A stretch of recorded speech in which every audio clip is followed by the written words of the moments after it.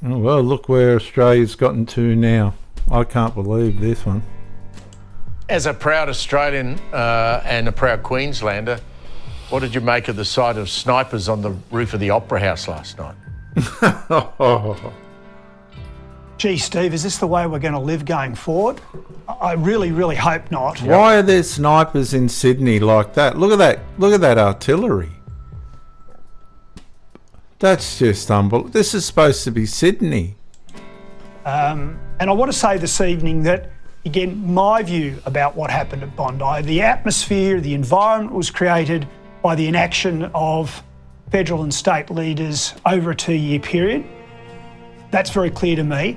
But I'm going to say this evening that one of the reasons we've seen this political response from the government and the laws passed is more about protecting those who didn't perform and deal with it. That's right. It's like, why did... That's 100%. All this stuff is about protecting Albanese and his government. It's got nothing to do with protecting Australians and all the rest of it, and I'll show you why. Now, viewers, I do apologise, but I've had to come back to the footage that I got. I think they've taken this down from a protest last Saturday after the Bondi massacre, where these pro-Palestinian protesters are screaming out global intifada and from the river to the sea, which is encouraging terrorism and murder of the Jews. Hang on, viewers, sorry. Anti-Israel demonstrators gathered to draw attention to the plight of Anti-Israel demonstrators, anti-Jew demonstrators. Wherever you see that flag, there's going to be trouble. Palestinians. From the river to the sea, that's terrorism talk. They're chanting murder, they're chanting terrorism. From the river to the sea. That's the annihilation of the Jews from the river to the sea. This was on the 17th of January 2026, after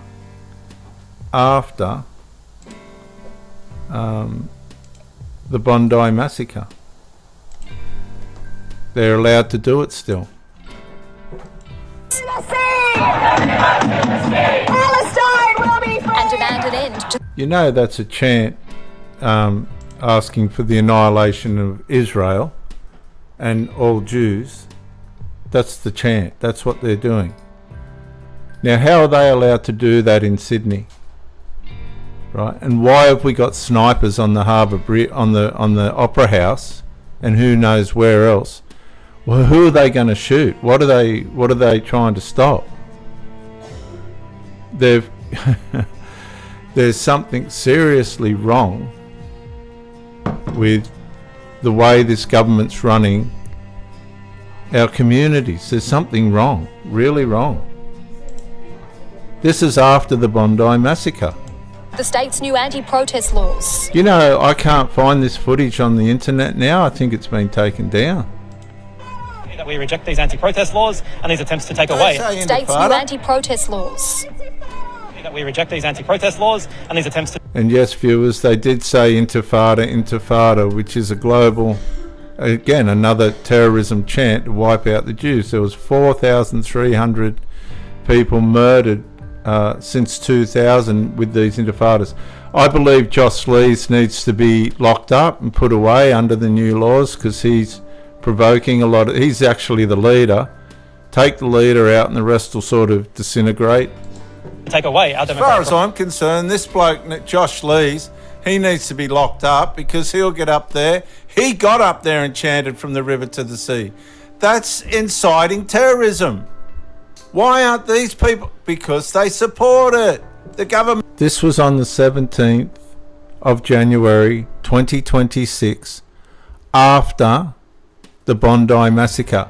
I can't find this footage on the internet at the moment. It's probably still there, but I couldn't find it. That's why I brought it back on my channel. Nobody reported really reported widely on any of this, but they're back in Sydney again preaching anti-Semitism, severe, right, severe, red alert anti-Semitism, and the government's done nothing. As a matter of fact, the police protected them. They took away a person with a sign, a little cardboard sign saying, what did he say? Something about Hamas, blame Hamas. They lumbered him off. These people are standing out there screaming global intifada and wipe out Israel and the Jews from the river to the sea. How are they getting away with it with all the money that's been spent on this hate speech bill and all this other? The government, I'm sorry, right? The government's lost all confidence. It's completely proven itself to be it's a gaslighting government. They're not doing anything what they said. How can these people be in Sydney, less than an hour away from Bondi, doing all this all over again? The government has to be sacked. They can't be doing this all over again. It supports the terrorism, viewers. Rights in this Come state. on! The rights that we all have, or did have, to protest about any cause. We see the complete overstep of the Minns government as being something too far that needs to stop now, and we're really concerned that he's not stopped and he's going to keep going. I think these protest laws have a chilling effect on the community and the ability for them to come together. There was a major police presence. The community to come together. We've just had 15 people shot on Bondi Beach, and they're back in less than a month, saying from the river to the sea. With 300 or something police, whatever the numbers are, hundreds of police officers standing around allowing it.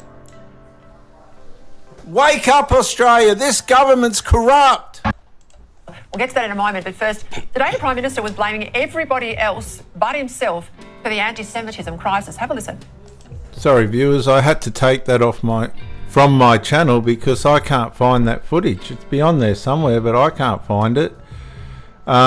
That was the 17th of January 2026 in Sydney, after the Bondi terrorist massacre where Jews were slaughtered, and the government actually had police protecting the protesters while they chanted global intifada. This is in Sydney, January the 17th 2026, or the 16th or 17th, in Sydney after the Bondi massacre, right, with hundreds of police surrounding the area to protect the protesters because, as I said before, some old bloke with a little cardboard sign saying blame Hamas was lumbered off. So they're protecting the global intifada from the river to the sea, terrorism chants, in front of us all, like we're fucking stupid.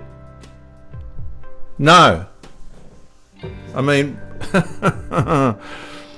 come on. Now we've got snipers on the Opera House. Who are they going to shoot? Who are they going to shoot? Like, who are they going to shoot?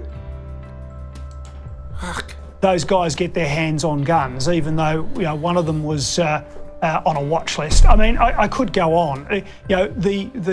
The police and people in ASIO need to do a better job, and that's what I'd be pushing if I was in politics and in government right now. We've got to ask ourselves, why are there snipers on the Sydney Opera House? Why? There's footage. What the hell's going on in Sydney? What's the problem? Why are they doing this? What is the problem? That's like that's not Australia. That's not the Sydney I know. The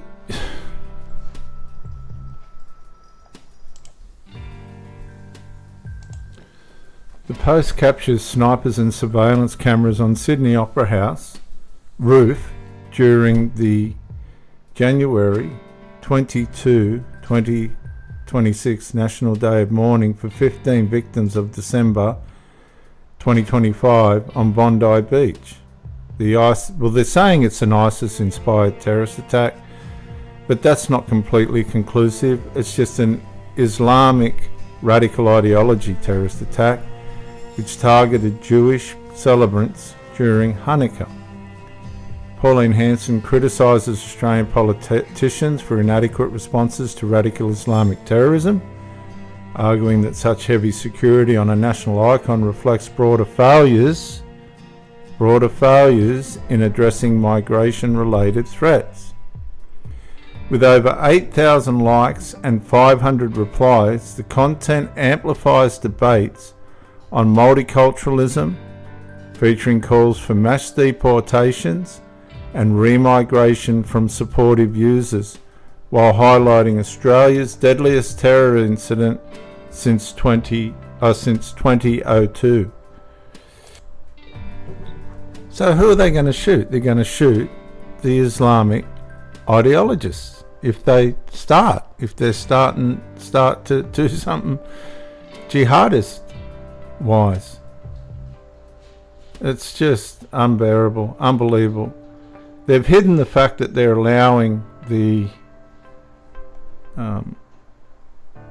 anti-Semitism, murder the Jews, global intifada, from the river to the sea, annihilation of the Jews protests again. They're just letting them go.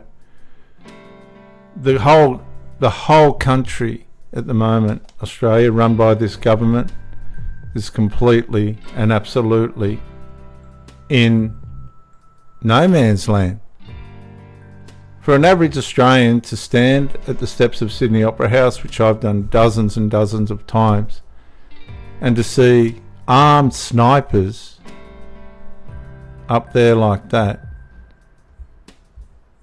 that is the result of unvetted immigration. People that do not and will not have the same values of a shrimp on the barbie, thongs and a surfboard, go down to the beach. People that are not like that, that have been allowed, terrorists by mind, by culture, allowed into our country that shouldn't be here. I'm out.